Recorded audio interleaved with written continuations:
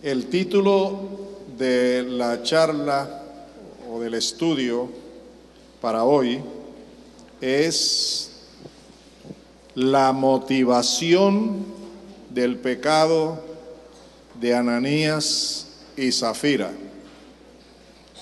La motivación del pecado de Ananías y Zafira. Les pido el favor de buscar en sus Biblias Hechos 5, 1 al 10. Voy a leerlo en la versión internacional. Hechos 5, 1 al 10. Vamos a orar. Padre, te agradecemos la vida que nos has dado y también la vida eterna en Cristo. Te agradecemos esta oportunidad que tenemos para que como ovejas tuyas podamos oír tu voz y seguirte. Te damos gracias por cada persona aquí y también por todos los que nos ven y nos escuchan a través de la internet. Oramos por ellos, Señor, y oramos por tu iglesia en general. En este día especial oramos por todos los pastores en todo el mundo y todas las comunidades locales, que todos podamos honrarte y glorificarte en este día. Y pedimos ahora que tu Espíritu Santo sea quien ministre mi vida y la vida de cada uno en particular.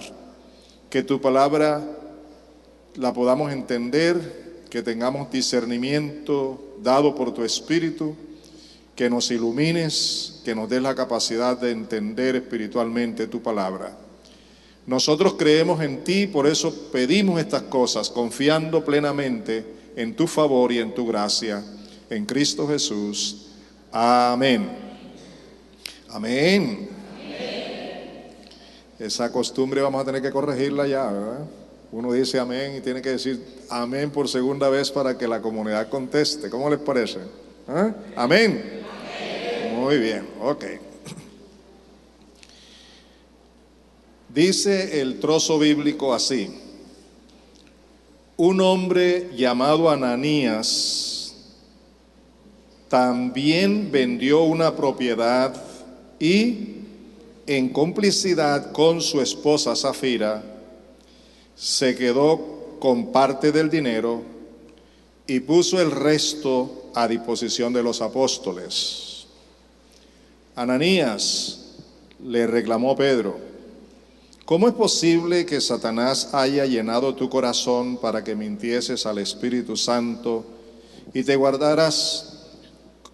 quedaras con parte del dinero que recibiste del terreno? ¿Acaso no era tuyo antes de venderlo?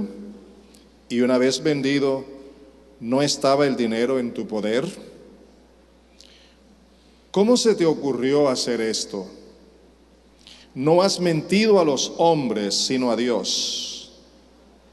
Al oír estas palabras, Ananías cayó muerto, y un gran temor se apoderó de todos los que se enteraron de lo sucedido.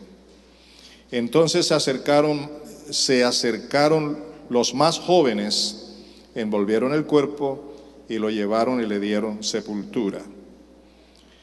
Unas 3 horas más tarde entró la esposa, sin saber lo que había ocurrido. Dime, le preguntó Pedro, ¿vendieron ustedes el terreno por tal precio? Sí, dijo ella, por tal precio. ¿Por qué se pusieron de acuerdo para poner a prueba al Espíritu del Señor? Le recriminó Pedro. Mira, los que sepultaron a tu esposo acaban de regresar y ahora te llevarán a ti. En ese mismo instante, ella cayó muerta a los pies de Pedro.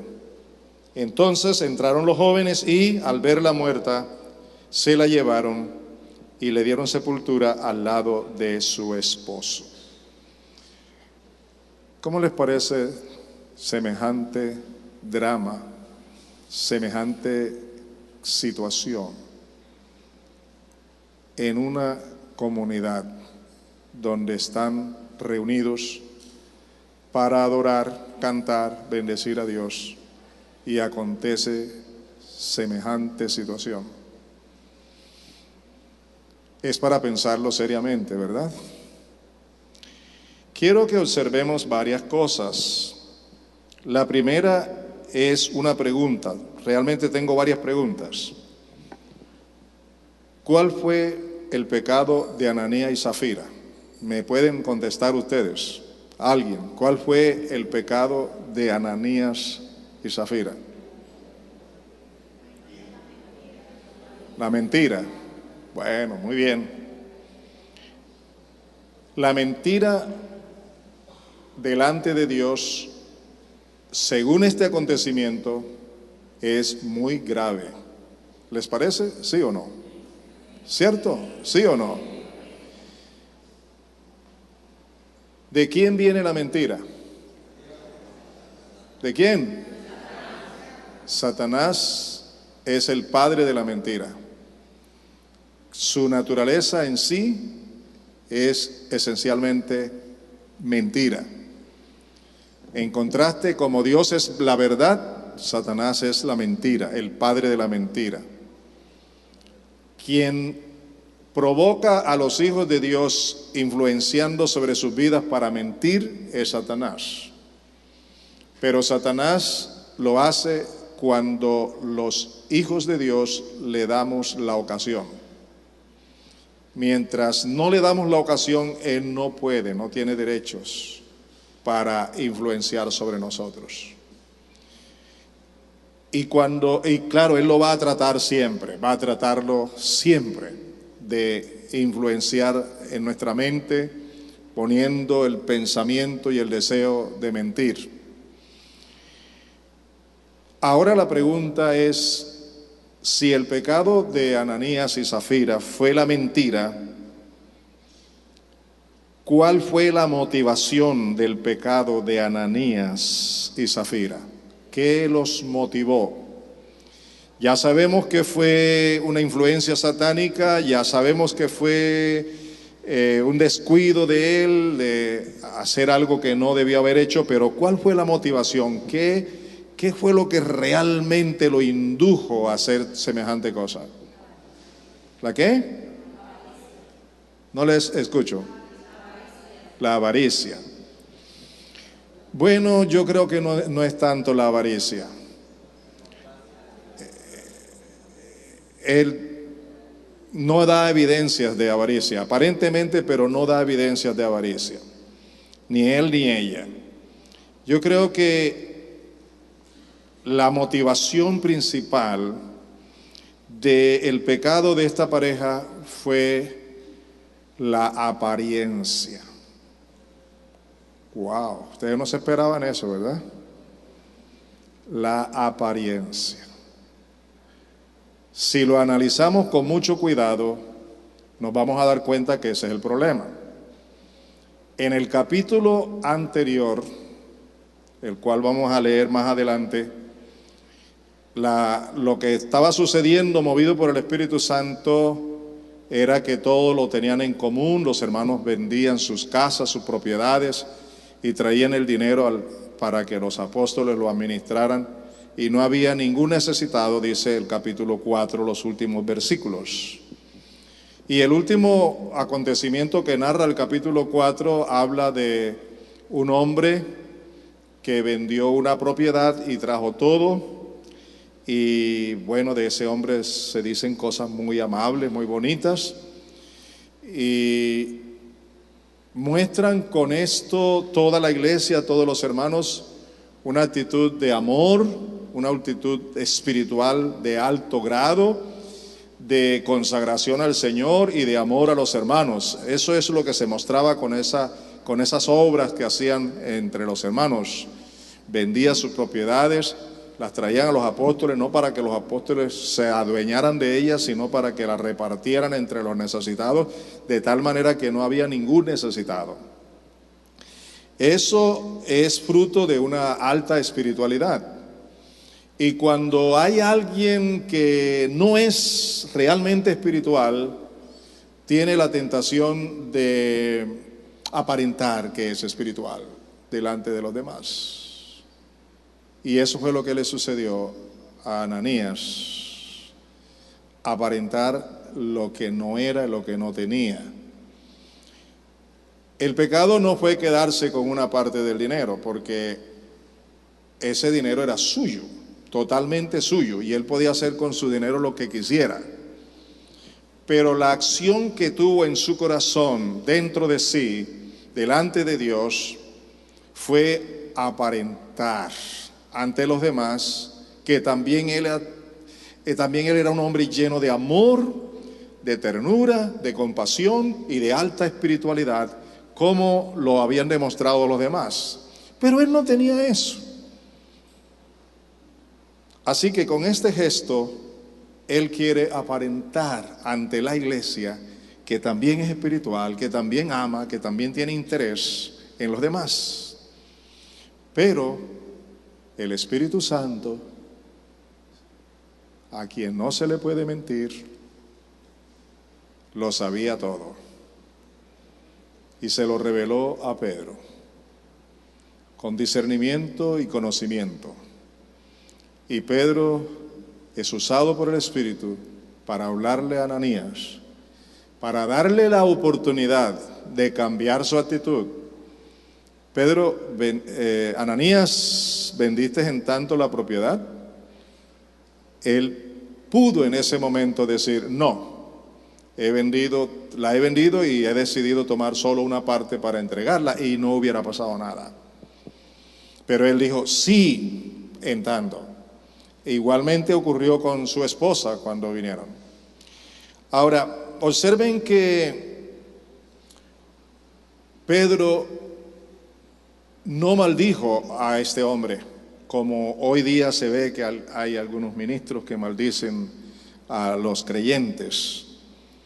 Pedro tampoco ordenó que muriera, sino que fue una obra directamente de Dios. Dios intervino directamente en su iglesia para que el pecado que había cometido esta pareja fuera descubierto públicamente, y el mismo Dios tomó la acción de disciplinarlo con la muerte. Creo que la apariencia es fruto del orgullo. Así que también el problema de este hombre era orgullo. Cuando hay orgullo, hay apariencia, porque no se es genuino, no hay transparencia, no hay verdad. Y eso sigue ocurriendo hoy en la vida de nosotros, los seres humanos, y de los creyentes. Tenemos siempre la tendencia de aparentar ante los demás lo que no somos. Por eso a veces malgastamos el dinero, lo mal administramos también, con el fin de aparentar. Falta de humildad, orgullo. Querer a su manera mostrar a los demás que se es o que se tiene, cuando en realidad no se es ni se tiene. Ese es el problema serio. Ahora la pregunta es: ¿por qué hoy no ocurre lo mismo? Que en una reunión como esta alguien haga semejante cosa y el Espíritu Santo señale: Julanito, ¿estás haciendo esto correctamente? Y que esa persona mienta y caiga muerta enseguida. Eso no ocurre ahora. Y creemos que en la historia de la iglesia nunca más ha ocurrido. Ocurrió cuando la iglesia apenas estaba comenzando. Pero hoy, no caen muertos físicamente, biológicamente, pero se produce muerte espiritual. Y eso es peor.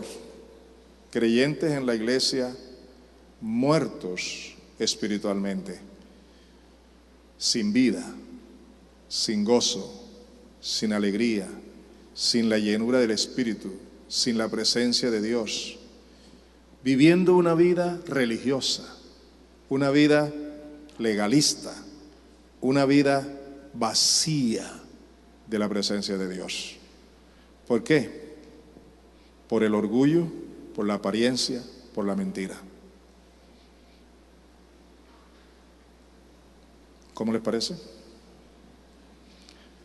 ¿Por qué Dios permitió que esta escritura quedara allí y que justo hoy la estemos estudiando? ¿Será que hay más de un Ananías y de una Zafira entre nosotros? Pedro no juzgó, y menos yo voy a hacerlo. Pero el Espíritu Santo intervino en medio de su pueblo, de su iglesia, que es el cuerpo de Él, y que Él quería limpiarla de la apariencia, de la falsedad, de la religiosidad, del legalismo, del orgullo, de la mentira. Eso quiere decir que aun cuando yo soy pastor, también tengo que examinarme a mí mismo delante de Dios, porque yo le puedo mentir a ustedes, pero no le puedo mentir al Espíritu Santo. Ustedes me elogian y el Espíritu Santo ve que estoy muerto, que ando mal, que no le agrado a Él. Así ocurre con cada uno de ustedes. Todos los demás que los vemos podemos hablar bien de ustedes, pero el Espíritu Santo sabe que hay muerte espiritual, que está Él contristado en nuestras vidas por el pecado de la apariencia, del orgullo, de la mentira. Y creo que esta palabra viene hoy precisamente para que nosotros nos demos cuenta que las cosas delante de Dios no son para jugar. No caemos muertos como Ananías y Zafira, pero hay muerte espiritual. Y dígame, ¿cuál de las dos cosas preferiría usted?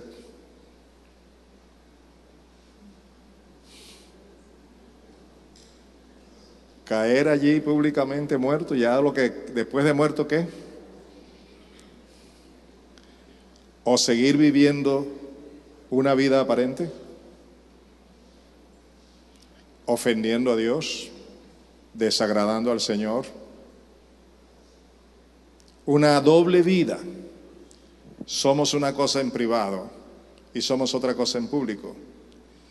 Delante del Señor nos portamos de un modo y delante de los hombres nos portamos de otro modo.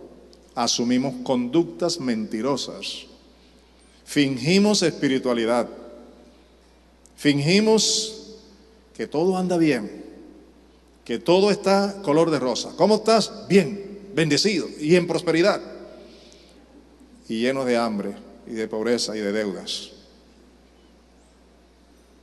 y vacíos, sin ánimo para orar, sin ánimo para adorar, sin ánimo para ser fiel, y de diferentes maneras contaminados con el mundo.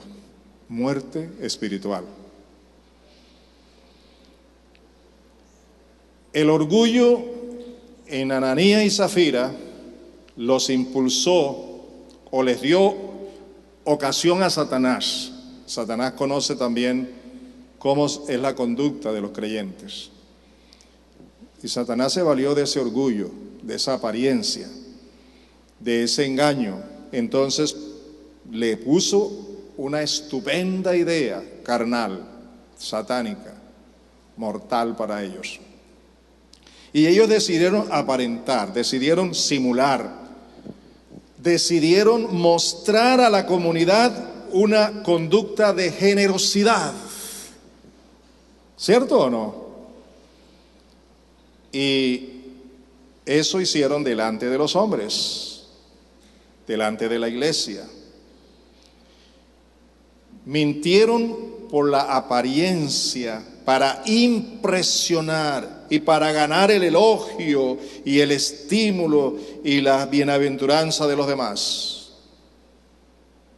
Permítame decirles que esta pareja, como pareja, era un matrimonio que representaba a una familia.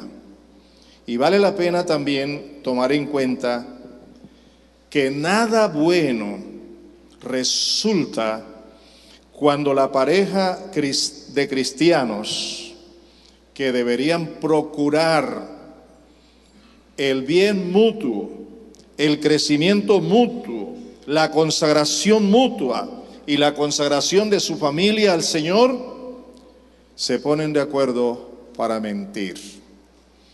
Y hay hogares cristianos donde los hijos han aprendido la mentira porque lo han visto de sus padres.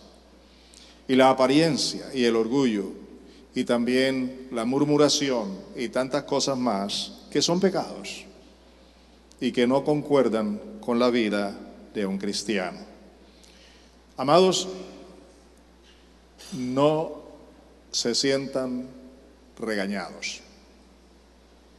Esto es una palabra necesaria con la cual tenemos que confrontarnos todos y cada uno en particular. Si rehuimos confrontarnos con esta palabra, será para muerte. Pero si aceptamos la confrontación de la palabra, será para vida. Porque cuando nos reconocemos nuestros pecados, nos arrepentimos, encontramos la gracia del perdón, de la misericordia, de la bondad y la restauración de nuestras vidas con el Señor.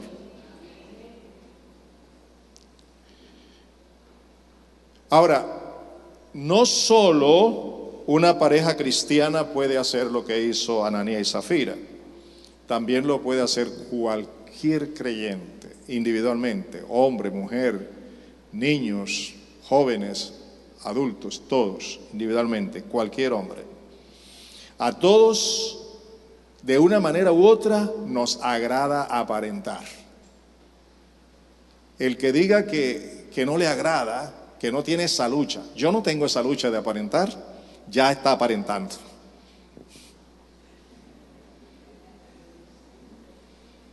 ¿Aló? Porque no hemos examinado bien la situación de mentir, de aparentar, de mostrar. Con una facilidad mentimos. Por ejemplo, una cosa sencilla. Cuando tenemos un compromiso de llegar a tiempo, en una hora fija con alguien, lo primero que hacemos es una excusa.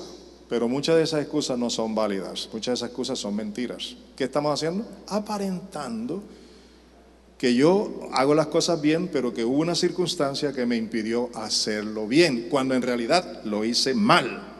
Eso no se llama apariencia. Dígame, ¿se llama apariencia o no se llama apariencia?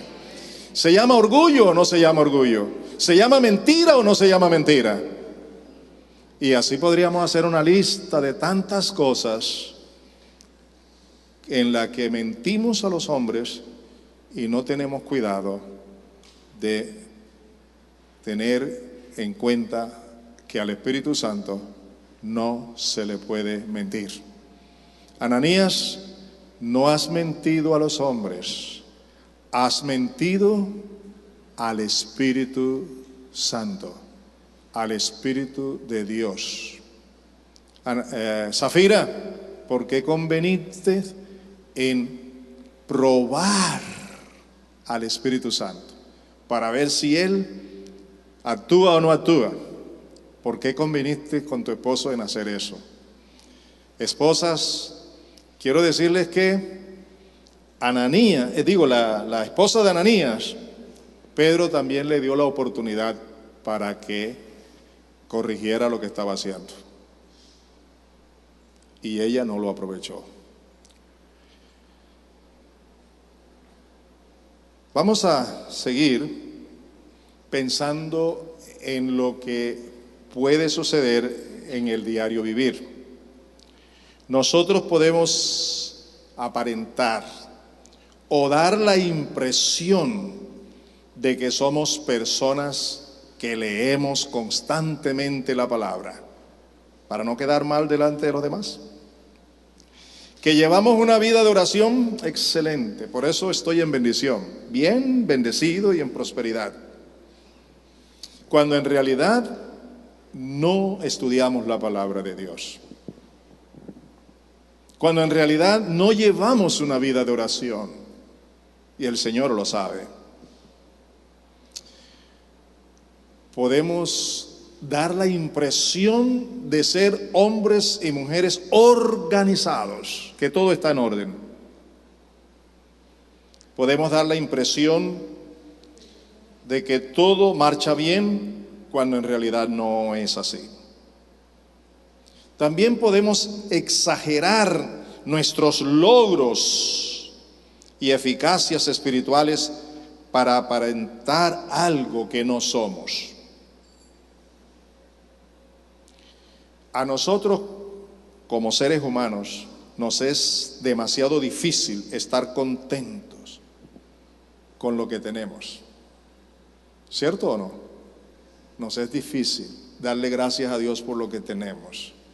Nos es difícil glorificar al Señor por lo que no tenemos, por lo que nos falta. La Escritura dice que demos gracias a Dios por todo. Y en ese afán de tener lo que no tenemos, entonces caemos en el error de aparentar.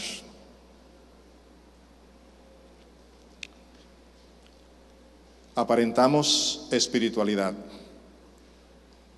aparentamos fe, aparentamos santidad, adoptamos conductas falsas para mostrar que todo anda bien.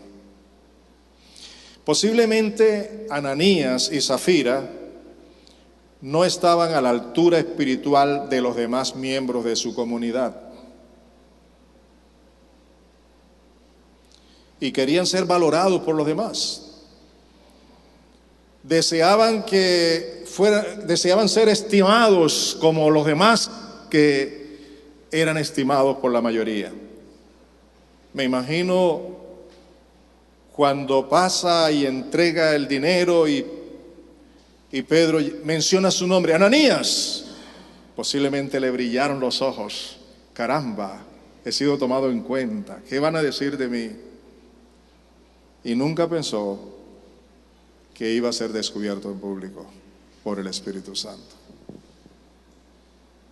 Eso me hace pensar a mí, seriamente a mí, el día cuando yo tenga que comparecer ante el tribunal de Cristo. Ahí no tendré ningún abogado con el que pueda pagarle, sobornarlo para que me defienda. Allí estaré frente a frente con el Señor Jesús.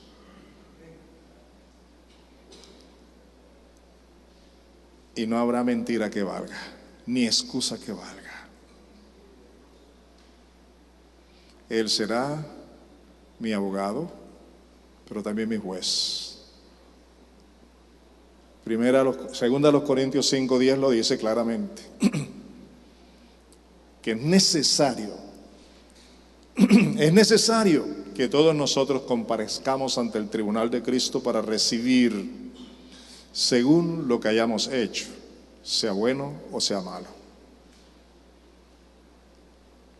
Escúchame esto.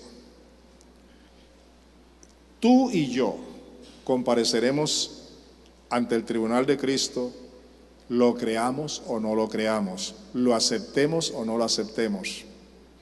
Eso es un hecho. Tú y yo vamos a comparecer ante el tribunal de Cristo. Y lo que el Señor va a usar allí es su palabra. Por ejemplo, Luis, ¿ignoras la maldad de la mentira, del orgullo y de la apariencia? ¿Tuviste conocimiento de eso? Luis, ¿por qué me decías Señor, Señor y no hacías lo que yo te mandaba hacer?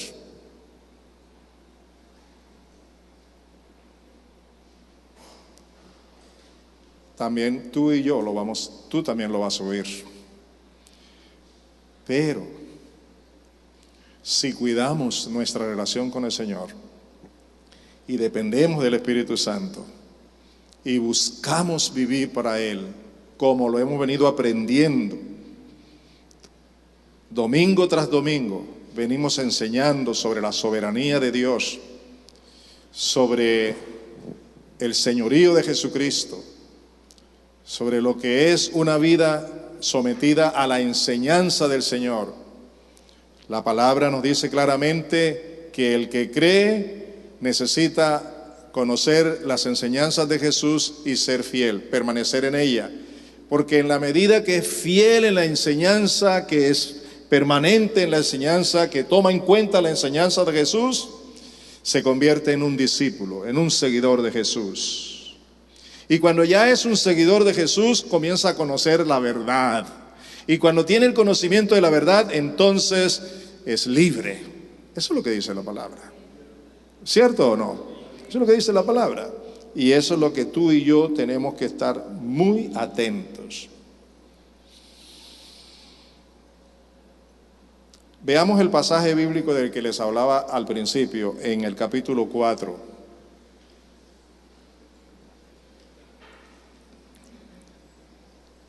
Versículos 32 al 37. Hechos 4, 32 al 37. Dice esta escritura: todos los creyentes eran de un solo sentir y pensar. Nadie consideraba suya ninguna de sus posesiones, sino que las compartían. Los apóstoles, a su vez, con gran poder, seguían dando testimonio de la resurrección del Señor Jesús.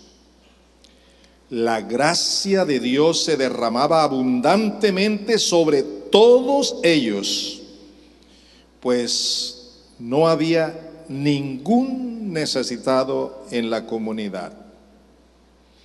Quienes poseían casas o terrenos las vendían, llevaban el dinero de las ventas y los entregaban a los apóstoles para que se distribuyera a cada uno según su necesidad. José, un levita natural de Chipre, a quien los apóstoles llamaban Bernabé, que significa consolador, vendió un terreno que poseía, llevó el dinero y lo puso a disposición de los apóstoles. Ahí vemos otro cuadro de cómo era esta comunidad, en el temor de Dios, en la gracia de Dios y en el amor de Dios.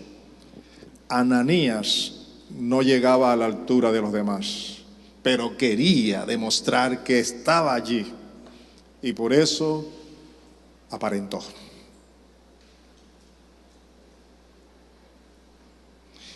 Cuando el pecado fue descubierto por parte del Espíritu Santo, encontramos que las cosas cambiaron. Versículo 11, por ejemplo. Yo creo que el pecado estorba la presencia de Dios en la iglesia. Escúchame lo que estoy diciendo. Y esto es serio, va conmigo y va contigo.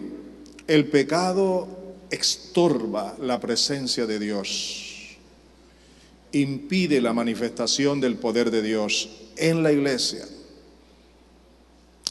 Uno piensa, bueno, yo estoy cometiendo mi pecado por acá solito. ¿Por qué tiene que ser afectada toda la comunidad? ¿Por qué? Dios pudo tratar a Ananías y a Zafira solos en su hogar, ¿sí o no? ¿Verdad? ¿Lo pudo hacer, sí o no? ¿Pero dónde los trató? En medio de la iglesia. ¿Por qué? Porque no solamente tenían un problema personal en secreto, sino que eso estaba afectando a todo el cuerpo, a toda la comunidad. El pecado impide la manifestación de la gracia de Dios, del poder de Dios en la comunidad. El pecado individual. Mi pecado, tu pecado, puede estar haciendo mucho daño en el cuerpo. Pero cuando el pecado es quitado entonces la presencia de Dios entra en acción. Veamos el capítulo 5, versículos 11 hasta el 16. Veamos lo que allí sucedió después de que el pecado fue quitado. Y dice así: y un gran temor se apoderó de toda la iglesia y de todos los que se enteraron de estos sucesos. ¿Qué fue lo que produjo? Temor, respeto. Dijeron para sí: esto es serio, no podemos incurrir ni seguir incurriendo en esta situación. ¿Qué más dice la Escritura? Por medio de los apóstoles ocurrían muchos señales y prodigios entre el pueblo, y todos los creyentes se reunían de común acuerdo en el pórtico de Salomón. Nadie entre el pueblo se atrevía a juntarse con ellos, aunque los elogiaban. Continúa el pasaje diciendo: y seguía aumentando el número de los que creían y aceptaban al Señor. Cuando el pecado es quitado, la iglesia crece espiritualmente y crece numéricamente. ¿Estamos de acuerdo? Oigan, era tal la multitud de hombres y mujeres que hasta sacaban a los enfermos a las plazas y los ponían en colchonetas y camillas para que al pasar Pedro, por lo menos su sombra cayera sobre alguno de ellos. También de los pueblos vecinos a Jerusalén acudían multitudes que llevaban personas enfermas y atormentadas por espíritus malignos, y oigan esto, y todas eran sanadas. ¿Cuántos eran sanados? Todos. Y todos eran liberados. ¿Después de qué? Después que Dios hizo la limpieza en la iglesia. Hermanos míos, examinémonos. Examinemos nuestra intimidad. ¿Cómo es mi intimidad con el Espíritu Santo las 24 horas? ¿Cómo es tu intimidad con el Espíritu Santo? ¿Somos humildes delante de Él? ¿Lo respetamos? ¿Tenemos temor? ¿Creemos en su presencia? ¿Dependemos de Él? ¿Tenemos la fe para aceptar lo que la Escritura nos dice? ¿Amamos al Señor a través de la obediencia de su palabra? A Él no le podemos mentir. Él conoce la mínima intención de mi corazón, de mi mente. A Él no le puedo mentir. Por eso, si yo me examino diariamente y cuido mi relación con Él, las cosas van a ser diferentes. Y la gente no verá apariencias, sino una vida genuina. Y cuando la vida mía y la tuya es genuina, agradable delante de Dios, es de bendición para los demás, y Dios sana a los enfermos y echa fuera a los demonios y se convierte la gente. ¿Ustedes creen eso? Examinemos nuestro orgullo y no le demos ocasión al diablo. Solamente debemos rendirnos al Espíritu de Dios. Aprendamos, amados, a vivir para Dios. La motivación del pecado de Ananías y Zafira viene de su orgullo. Por eso su vida era aparente y por eso mintieron. ¿Cómo es mi vida? Yo no tengo que estar diciéndoles cómo es mi vida, porque Dios la conoce. Entonces, ¿con quién tengo que arreglarlo? ¿Con quién? Con Dios. Y luego Dios me dice: ¿sabes que tu situación con fulano de tal no está bien? ¿Con quién tengo que arreglarlo? Con fulano de tal. ¿A cuántos les ha hablado Dios? Quiero ver esas manos. ¿A cuántos? Dios nos ha hablado hoy, ¿verdad? Ya somos responsables de esta palabra.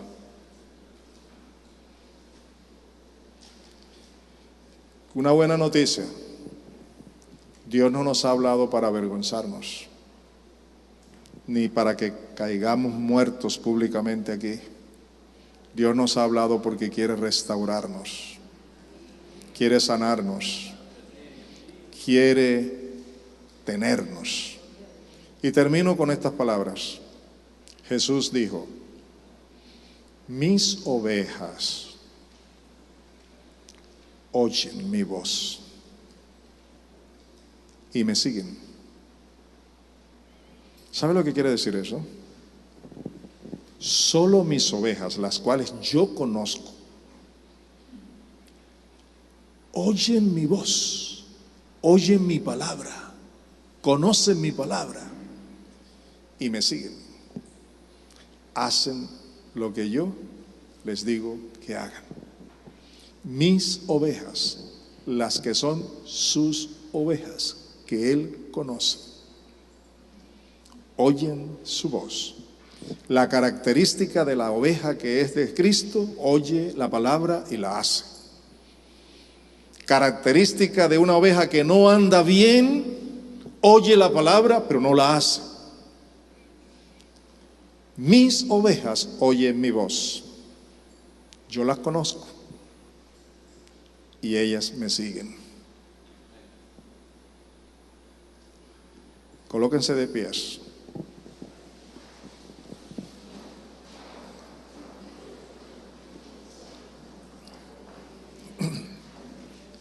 Les hago una invitación más. ¿Cuántos quieren hacer dos cosas? Una, comenzar desde hoy a examinar su vida delante del Espíritu Santo. ¿Cuántos quieren hacerlo? Y dos, ¿cuántos quieren orar por los demás para que todos lo logremos? Por ejemplo, orar por mí y yo orar por ustedes. ¿Cuántos quieren hacerlo? Te vas a acordar de cualquier hermano, de cualquier hermana, no lo vas a acusar delante de Dios, pero vas a pedirle: ayúdale, Señor, para que pueda examinar su vida. Y les animo a leer de nuevo este pasaje bíblico y buscar comentarios y aprender más. Padre, te damos gracias porque tú has hablado profundamente a mi propia vida. Y sé que hoy has hablado a la vida de cada uno en particular. Permítenos y ayúdanos a no seguir siendo orgullosos. Ayúdanos a no seguir aparentando lo que no tenemos. Ayúdanos a estar en tu presencia conscientes de tu Espíritu Santo que lo sabe todo. No mentimos a los hombres, sino que pretendemos mentirte a ti, y a ti no podemos mentirte. Mientras tanto, aún nos engañamos creyendo que estamos bien contigo, pero que estamos realmente mal. Por eso te estoy suplicando que esta semana, una semana de reto, sea para cada uno de nosotros el privilegio de asumir la responsabilidad de examinarnos delante de ti, de arrepentirnos y de recibir de ti tu gracia, tu perdón y tu amor y tu justicia en Cristo Jesús, en cuyo nombre oramos. Amén. Siéntense. Salúdense.